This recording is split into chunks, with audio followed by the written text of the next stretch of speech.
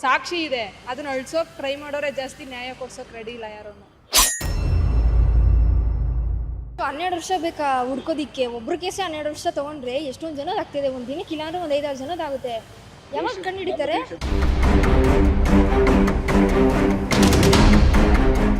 Safety ಕಮ್ಮಿನೇ ಇದೆ.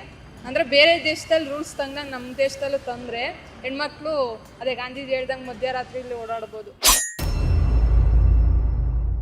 ಅಲ್ಲಿ ಗೊತ್ತಾಗ್ತಿದೆ, ಸತ್ಯ ಗೊತ್ತಾಗ್ತಿದೆ, ಬಟ್ ಮುಚ್ಚಾಗ್ತಾ ಇದ್ದಾರೆ. ಅಲ್ಲಿ ಸತ್ಯ ಏನಂತ ಗೊತ್ತಾಗ್ತದೆ, ಬಟ್ ಮುಚ್ಚಾಗ್ತಾ ಇದ್ದಾರೆ. ದಿನೇ ದಿನ ಹೆಚ್ಚಾಗ್ತಿದೆ ಹೊರತು ಕಮ್ಮಿ ಆಯ್ತಲ್ಲ. ಅವ್ರು ಮಾಡಿದವ್ರಿಗೆ ಏನು ಶಿಕ್ಷೆ ಅಂತ ಯಾರಿಗೂ ಗೊತ್ತಿಲ್ಲ. ಸುಮ್ಮನೆ ಜೈಲಲ್ಲಿ ಇಕ್ಕೋದು, ಹೊಟ್ಟೆ ತುಂಬ ಊಟ ಹಾಕೋದು, ತಿರ್ಗಾ ಅದೇ ಕೆಲಸ ಮಾಡಲಿ ಅಂತ ಬಿಡೋದು.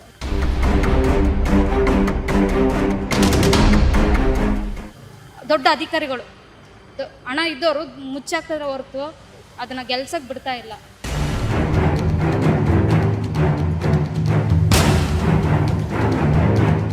ಅಲ್ಲಿ ಅವ್ರು ಮಾತಾಡಿರೋದೇನು ಅಂದರೆ ಸೌಜನ್ಯಂಗೆ ನ್ಯಾಯ ಸಿಗ್ಬೇಕಷ್ಟೇ. ಅದ್ರಲ್ಲಿ ತಪ್ಪು ಹುಡ್ತಾ ಇದ್ದಾರೆ ಅವರು. ಸಮೀರ್ ಅಣ್ಣನ ಜೊತೆನೇ ಇದೀವಿ, ಮತ್ತೆ ಸೌಜನ್ಯಕ್ಕೆ ಸ್ವಲ್ಪ ಗೆಲ್ಲೇಬೇಕದು. ಓಕೆ, ಕಾಂಗ್ರೆಸ್ ಸರ್ಕಾರ ಹೇಳುತ್ತೆ ನಾವು ನಡೆದಂತೆ ನುಡಿತೀವಿ, ನುಡಿದಂತೆ ಇಲ್ಲ, ಅದೆಲ್ಲ ಸುಳ್ಳು ಸರ್.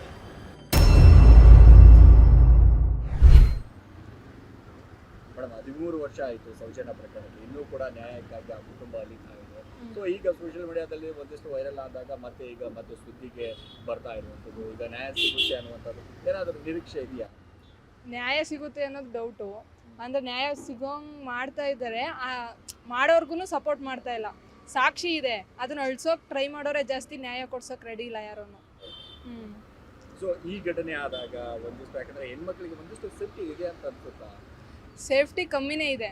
ಅಂದರೆ ಬೇರೆ ದೇಶದಲ್ಲಿ ರೂಲ್ಸ್ ತಂದಂಗೆ ನಮ್ಮ ದೇಶದಲ್ಲೂ ತಂದರೆ ಹೆಣ್ಮಕ್ಳು ಅದೇ ಗಾಂಧೀಜಿ ಹೇಳ್ದಂಗೆ ಮಧ್ಯರಾತ್ರಿಯಲ್ಲಿ ಓಡಾಡ್ಬೋದು ಧೈರ್ಯವಾಗಿ. ರಾಮರಾಜ್ಯ ಆಗ್ಬೋದು. ಯಾವ ರೀತಿ ರೂಲ್ಸ್ ತರಬೇಕು ನಿಮ್ಮ ಪ್ರಕಾರ?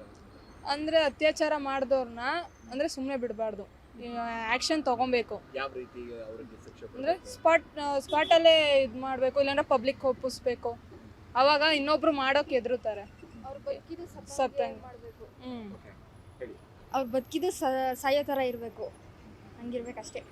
ಸೊ ಅತ್ಯಾಚಾರ ಮಾಡಿದವರಿಗೆ ಯಾವ ರೀತಿ ಶಿಕ್ಷೆ ಕೊಡಬೇಕು ಅಂತಂದ್ರೆ ನಡು ರಸ್ತೆಯಲ್ಲೇ ಪಬ್ಲಿಕ್ ಕೈಯಲ್ಲಿ ಕೊಡಬೇಕಾ, ಹೇಗೆ? ಪಬ್ಲಿಕ್ಕಲ್ಲೇ ಕೊಡಬೇಕು. ಪೊಲೀಸವರೆಲ್ಲ ಏನೂ ಮಾಡಲ್ಲ ಜಾಸ್ತಿ.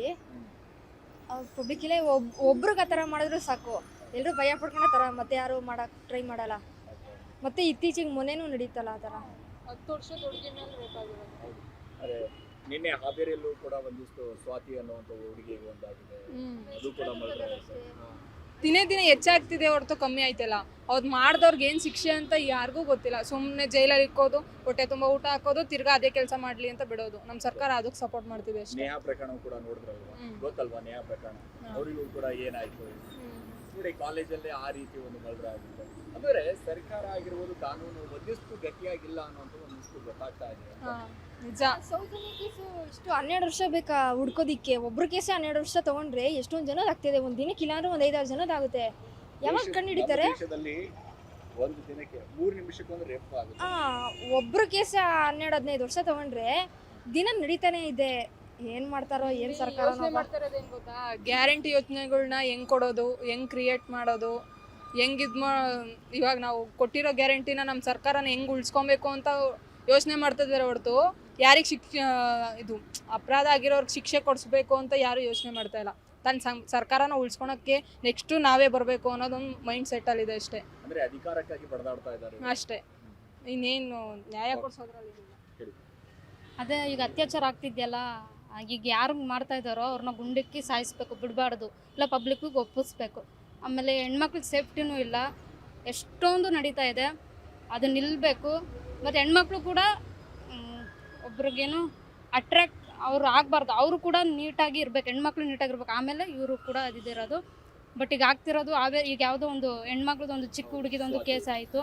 ಬಟ್ ಅವ್ನು ಇದನ್ನೆಲ್ಲ ಮಾಡಿದಾನಲ್ಲ, ಅವ್ನು ಮತ್ತೆ ಸುಮ್ಮನೆ ಬಿಡ್ದು. ಈಗ ಜೈಲಿಗೆ ಹೋಗ್ತಾರೆ, ಊಟ ಹಾಕ್ತಾರೆ, ಮತ್ತು ಅದೇ ಮತ್ತೆ 13 ವರ್ಷನೋ ಅಷ್ಟು ವರ್ಷ ಇರ್ತಾರೆ, ಮತ್ತೆ ವಾಪಸ್ ಕಳಿಸ್ತಾರೆ. ಹಂಗೆ ಮಾಡಬಾರ್ದು. ಅವ್ನು ಅಲ್ಲೇ ಸ್ಪಾಟಲ್ಲೇ ಔಟ್ ಮಾಡಬೇಕು, ಬಿಡಬಾರ್ದು ಅಷ್ಟೇ. ಮತ್ತೀಗ ಸೌಜನ್ಯ ಕೇಸ್ ಇದೆಯಲ್ಲ, ಅದು ಬರಲೇಬೇಕು, ಅದು ಅವ್ರಿಗೆ ನ್ಯಾಯ ಸಿಗಲೇಬೇಕು. ಈಗ ಎಲ್ಲರೂ ಅದಕ್ಕಂತಲೇ ಹೋರಾಡ್ತಿರೋದು, ಅವ್ರಿಗೆ ನ್ಯಾಯ ಸಿಗಲೇಬೇಕು. ಅದಕ್ಕೆ ನಾವೆಲ್ಲರೂ ಸಪೋರ್ಟಾಗಿದ್ದೀವಿ. ಸಮೀರ್ ಅಣ್ಣನು ಅವ್ರು ಎಷ್ಟು ಮಾಡಿದ್ರಲ್ಲ, ಅವ್ರು ಎಷ್ಟು ಒಳ್ಳೆ ಕೆಲಸ ಮಾಡಿದ್ದಾರೆ. ಈಗ ಅದು ಒಂದು ಶಕ್ತಿನೇ. ಈಗ ಅವ್ರಿಗೆ ಒಂದು ದುರ್ಗಾಶಕ್ತಿ ಅಂತ ನಿಂತಿದೆ, ಬಟ್ ಅದಕ್ಕೆ ಸಿಗ್ಲೇಬೇಕು ನಮ್ಮ ಕಡೆಯಿಂದ. ಒಂದು ಶಕ್ತಿ ಇದ್ದ ಇದ್ದ ಹಾಗೆ ಅವರು ನಮ್ಮ ಕಡೆಯಿಂದ ಯಾವಾಗಲೂ ಅವ್ರಿಗೆ ಸಪೋರ್ಟ್ ಇದೆ. ಬಟ್ ಏನೇ ಆದ್ರೂ ಕೂಡ ನಾವು ಅದನ್ನ ಎದುರ್ಸಕ್ಕೆ ರೆಡಿ ಇದ್ದೀವಿ. ಸಮೀರ್ ಅಣ್ಣನ ಜೊತೆನೇ ಇದ್ದೀವಿ. ಮತ್ತು ಸೌಜನ್ಯಕ್ಕೆ ಸತ್ ಗೆಲ್ಲೇಬೇಕು, ಅದು ಬಿಡಬಾರ್ದು. ಮತ್ತು ಅದು ಯಾರು ಮಾಡಿದಾರೋ ಅವ್ರಂತೂ ಸುಮ್ಮನೆ ಬಿಡಬಾರ್ದು. ಅವ್ರ ಮನೆ ಹೆಣ್ಮಕ್ಳು ಇದ್ದಾರೆ, ಬಟ್ ಯಾರನ್ನೂ ಬಿಡಬಾರ್ದು. ಅಲ್ಲಿರೋ ಅಧಿಕಾರಿ ಈಗ ಹೇಳಿದ್ದಾರೆ, ಅವ್ರ ಹೆಸರು ಕೂಡ ತೊಗೊಂಡಿದ್ದಾರೆ. ನಾವು ತೊಗೊಳಕ್ಕಾಗಲ್ಲ ಈಗ ಅವ್ರ ಹೆಸರನ್ನ, ಬಟ್ ಅವ್ರನ್ನೂ ಬಿಡಬಾರ್ದು. ಅದನ್ನು ಬರಬೇಕೀಗ. ಅದು ಯಾವ ದೇವಸ್ಥಾನದಿಂದ ಬಂದಿದೆ ಅದು ಆಚೆ ಬರಬೇಕು, ಅಲ್ಲಿಗೆ ಮುಗಿಬಾರ್ದು ಅದು. ಈಗ ನಮ್ಗೆ ಅನ್ಸುತ್ತೆ ನಮ್ಮ ರಾಜ್ಯದಲ್ಲಿ ಹೆಣ್ಮಕ್ಳಿಗೆ ಎಲ್ರಿಗೂ ಕೂಡ ಸೇಫ್ಟಿ ಇದೆಯಾ? ಇಲ್ಲ ಸೇಫ್ಟಿ ಇಲ್ಲ ಸರ್. ಯಾವ ರೀತಿ ಕಾನೂನನ್ನ ತರಬೇಕು, ಯಾವ ರೀತಿಯಾಗಿ ಹೋರಾಟ ಮಾಡಬೇಕು? ಸರ್ಕಾರ ಬಂದಂತ ಸಂದರ್ಭದಲ್ಲಿ ಪ್ರತಿಯೊಬ್ಬರಿಗೂ ಕೂಡ ನಾವು ರಕ್ಷಣೆ ಕೊಡ್ತೀವಿ, ಮಕ್ಕಳಿಗೆ ರಕ್ಷಣೆ ಕೊಡ್ತೀವಿ, ಮಹಿಳೆಯರಿಗೆ ರಕ್ಷಣೆ ಕೊಡ್ತೀವಿ ಅಂತ ಭರವಸೆಗಳನ್ನ ಕೊಡ್ತಾರೆ. ಬರೀ ಬುಕ್ ಅಲ್ಲಿ ಬರೆದು ಬಿಡ್ತಾರೆ ಅಷ್ಟೇ, ಮಾತಲ್ಲಿ ಆಗ್ತಾ ಇದೆ, ಬಟ್ ಅದು ನಡೀತಾ ಇಲ್ಲ. ಅದು ಮಾತಲ್ಲಿ ಆಗ್ತಾ ಇದೆ ಹೊರತು ಅದು ಮಾಡಿ ತೋರಿಸ್ತಾ ಇಲ್ಲ ಅಷ್ಟೇ. ಸರ್ಕಾರ ಮೊದಲು ಸರ್ಕಾರ ಚೆನ್ನಾಗಿರ್ಬೇಕು. ಸರ್ಕಾರ ಅವರು ಹೇಳಿರೋ ಮಾತಿನಂತ ನಡ್ಕೋಬೇಕು. ಇಲ್ಲ ಸುಮ್ಮನೆ ಬರೀ ಮಾತಲ್ಲಾಡ್ತಾ ಇದ್ರೆ ಹೊರತು ಅದು ತೋರಿಸ್ತಾ ಇಲ್ಲ. ಕಾಂಗ್ರೆಸ್ ಸರ್ಕಾರ ಹೇಳುತ್ತೆ ನಾವು ನಡೆದಂತೆ ನುಡಿತೀವಿ, ನುಡಿದಂತೆ ಇಲ್ಲ, ಅದೆಲ್ಲ ಸುಳ್ಳು ಸರ್. ಇಲ್ಲ, ಕಾಂಗ್ರೆಸ್ ಅದು ಯಾವುದು ಎಲ್ಲ ಏನೂ ಇಲ್ಲ ಸರ್. ಎಷ್ಟೊಂದು ಅಧಿಕಾರ ಸ್ವೀಕಾರ ಮಾಡಿದ್ದಾರೆ. ಅದರಲ್ಲಿ ನಂಗೆ ಲಂಚ ತಗೊಳಲ್ಲ, ಒಂದು ಏನೇನೋ ಕೆಲಸಗಳು ಮಾಡಲ್ಲ ಅಂತ ಎಲ್ಲ ಪ್ರತಿಭಟನೆ ಮಾಡಿನೇ ನಾವು ಅಧಿಕಾರಕ್ಕೆ ಬರೋದು. ತಗೊಂಡೇ ನಮ್ಮ ಅಧಿಕಾರಕ್ಕೆ ಬರೋದು. ಆದ್ರೂ ಯಾವ್ದನ್ನ ಇದು ಮಾಡ್ಕೊಂಡಿದ್ದಾರೆ, ಅವ್ರು ಪ್ರತಿಭಟನೆ ಮಾಡ್ದಂಗೆನೆ ಯಾವ್ದನ್ನ ಕ್ಲೀನಾಗಿ ಅವ್ರು ಅದೇ ಹಾದಿಲಿ ಹೋಗ್ತಾ ಇದ್ದಾರೆ. ತಪ್ಪಾದಿನೇ ತಾನೆ. ಆ್ಯಕ್ಚುಲಿ ಇಲ್ಲಿ ಏನಾಗ್ತಿದೆ ಅಂದರೆ ಜಾಸ್ತಿ ಶ್ರೀಮಂತರು ಮಕ್ಕಳು ಅವರೇ ಸಪೋರ್ಟ್ ಮಾಡ್ತದೆ. ಈಗ ಏನು ಟ್ರಾಫಿಕಲ್ಲಿ ಏನಾದರೂ ಸಿಗಾಕೊಂಡ್ರು ಅಷ್ಟೇ, ನಾನು MLA ಮಗ, ನಾನು ಪೊಲೀಸ್ ಗೊತ್ತು, ಗೊತ್ತು, ರೀಸನ್ ಅದೇ ಹೇಳೋದು. ಈಗ ದೊಡ್ಡವರಿಂದನೇ ಜಾಸ್ತಿ ಆಗ್ತಿದೆ ಇದು. ಆಮೇಲೆ ಮುಚ್ಚಾಕೋದು ಅವರೇನೆ. ಬಡವರು ಇನ್ಸಿಡೆಂಟ್ ನಡೆದ್ರು ಯಾರು ಸಪೋರ್ಟ್ ಮಾಡಲ್ಲ. ಇಲ್ಲ ಅಣ್ಣ, ಹಾಂ, ಬಡವ್ರಿಗೊಂದು ನ್ಯಾಯ, ಶ್ರೀಮಂತಗೊಂದು ನ್ಯಾಯ. ಬಟ್ ಸೌಜನ್ಯ ಕೇಸ್ ಮಾತ್ರ ಗೆಲ್ಬೇಕಷ್ಟೇ. ಅದೊಂದೇ ನಾವು ದೇವ್ರ ಹತ್ರ ಅದನ್ನೇ ಬೇಡ್ಕೋತಾ ಇರೋದು. ಆ ಹೆಣ್ಣಿಗೆ ಏನು ಮೋಸ ಆಗಿದೆ, ಏನು ನ್ಯಾಯ ಸಿಗ್ಬೇಕು, ಆ ಹುಡುಗಿಗೆ ನ್ಯಾಯ ಸಿಗಬೇಕು. ಅವ್ರ ಮನೆಯವ್ರಿಗೆ ಎಷ್ಟು ಕಷ್ಟ ಅವರು ಅನುಭವಿಸ್ತಾ ಇದ್ದಾರೆ, ಬಟ್ ನ್ಯಾಯ ಸಿಗ್ಬೇಕು ಅನ್ನೋದು ನಾವು ದೇವ್ರ ಹತ್ರ ಅದೇ ಬೇಡ್ಕೋತಾ ಇರೋದು. ನಿಮ್ಮ ಪ್ರಕಾರ ನ್ಯಾಯ ಸಿಗುತ್ತಾ? ಬಿಡ್ಬೇಕಷ್ಟೇ. ಅಲ್ಲಿ ಗೊತ್ತಾಗ್ತಿದೆ, ಸತ್ಯ ಗೊತ್ತಾಗ್ತಿದೆ, ಬಟ್ ಮುಚ್ಚಾಗ್ತಾ ಇದ್ದಾರೆ. ಅಲ್ಲಿ ಸತ್ಯ ಏನಂತ ಗೊತ್ತಾಗ್ತಿದೆ, ಬಟ್ ಮುಚ್ಚಾಗ್ತಾ ಇದ್ದಾರೆ. ದೊಡ್ಡ ಅಧಿಕಾರಿಗಳು ಹಣ ಇದ್ದವರು ಮುಚ್ಚಾಗ್ತಾ ಇದ್ದಾರೆ ಹೊರತು ಅದನ್ನ ಗೆಲ್ಸಕ್ ಬಿಡ್ತಾ ಇಲ್ಲ.